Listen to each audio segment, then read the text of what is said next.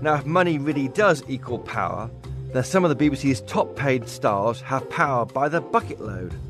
This week, one of those top names, Zoe Ball, was given a £1 million pay rise to host the BBC Radio 2's breakfast show.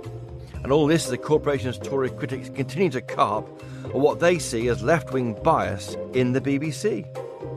Philip Davies has been a member of the Digital Culture, Media and Sport Committee in the House of Commons for 10 years and a Tory MP since 2005. And it's a big week this week for him in more ways than one. Philip Davies MP, welcome to the podcast. Now, it's a busy time. You're getting married, aren't you, on Saturday? I am indeed, yes. All being well. Will it be a rule of 6?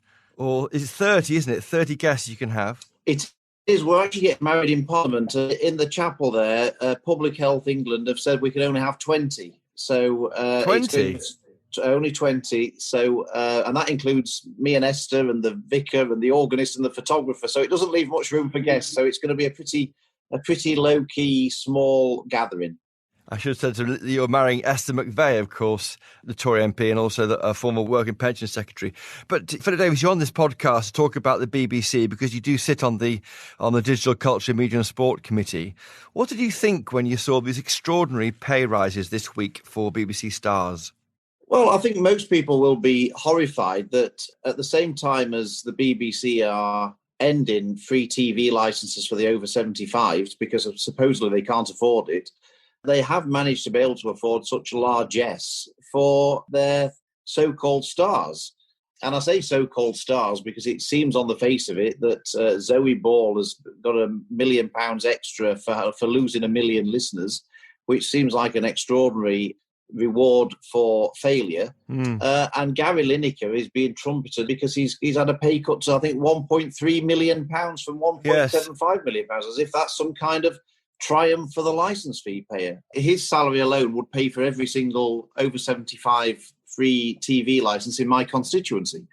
And he's there to present Match of the Day. Now, I'm an avid football fan.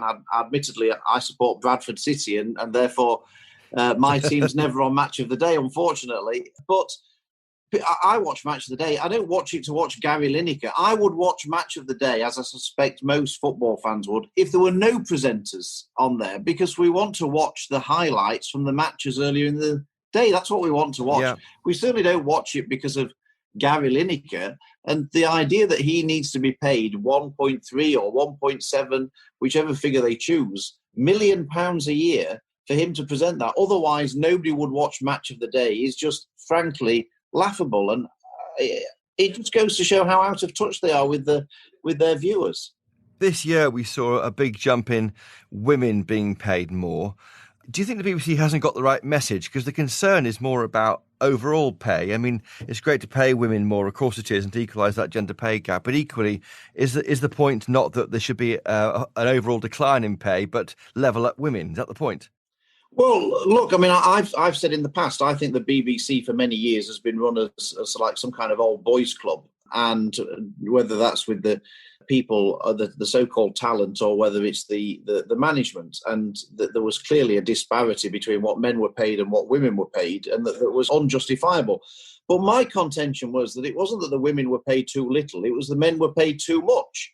And it seems to me that the BBC have learned completely the wrong lesson from this. What it needed was a good dose of pay cuts for the men. It didn't need massive salary increases for the women to put them on unjustifiable salaries too. And the context, of course, is the requirement that over 75s must pay for their TV licences from the 1st of August. Are you hearing reports of dawn raids on old people's homes yet? Well, I haven't heard that yet, but I think the BBC are in for a shock because I think a lot of people aren't going to pay. I think that is certainly the case.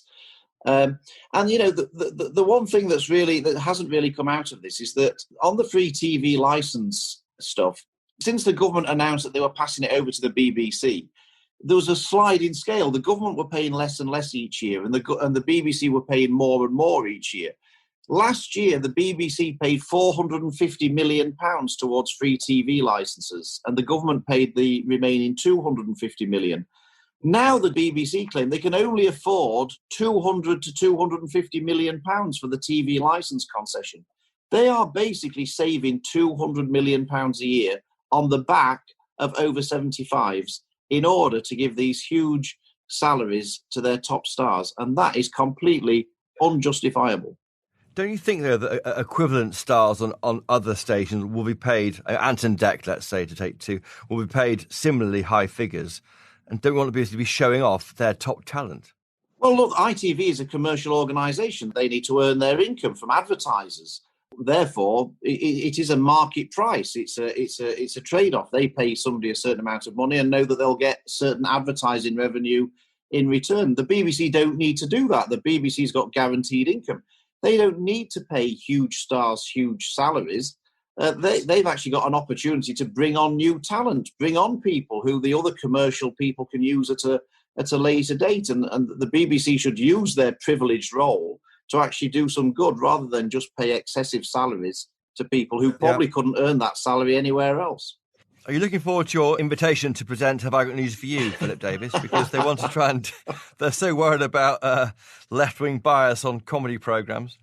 Well, the BBC's got left-wing bias, not just on comedy programmes, it's on their political programmes as well. They've got BBC bias everywhere. I think it may be a step too far expecting that they're going to call me in to present anything on the BBC, to be fair. How do you prove bias? You say it's biased, don't you, there, in political programmes? Is it really? Isn't the point of the BBC that they basically have to annoy everybody to be unbiased?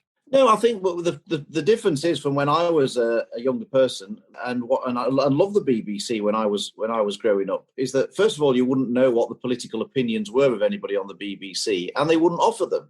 Now, the presenters don't just ask questions, they can't help but offer their opinions as well about everything. And that's what I object to. I don't care whether it's a conservative opinion or a left-wing opinion. I don't want BBC presenters giving us their opinions on things. That's not their job. Their job is to ask questions and to give some analysis. They can't help themselves. They've got to tell us what they think about everything. And that's what people don't appreciate. Who's your favourite least biased BBC TV presenter? Well, I think everyone accepts that Andrew Neil was the best in class. He would give everybody a hard time. Jeremy Paxman was the same. He would give everybody a hard time. John Humphreys, I would say. You know, these people, they didn't care who came before them. They would give everybody a hard time. And that's all you ask. I don't want them to give government ministers an easy ride. I'm the last person to want to give a government minister an easy ride. But what I do want is them to be equal to everybody. What you see at the moment is Conservative ministers get interrupted every 5 seconds, and a Labour spokesman comes on, and they're allowed to say what they like for as long as they like. Isn't the case, Philip Davies, that this always happens when a party's been in power for over, say, 8 years? Certainly in the late 80s, there were similar angst issues about the Tories and the BBC. And don't forget Alistair Campbell in the early part of this century over Iraq. So isn't it the case that the party in power is always interrogated more? And that's why it feels like there's bias against the government from comedy or politics or wherever. Yeah, but it's not just biased against the government. It's about Brexit. I mean, the BBC were virtually campaigning to overturn the referendum result. I don't think they've still done one programme exploring the opportunities of Brexit. It's all been a misery. I wouldn't say campaigning, but certainly they do seem to think it's a problem to be solved more than an opportunity to be grasped. You know what I mean? It's that difference, isn't it, I think? Well, I mean, there wasn't barely a day went by without the Today programme having Ken Clarke or Michael Heseltine on telling us why we should be overturning the referendum result. I can't believe that was just a coincidence that they were the only two people they could find to be interviewed about Brexit.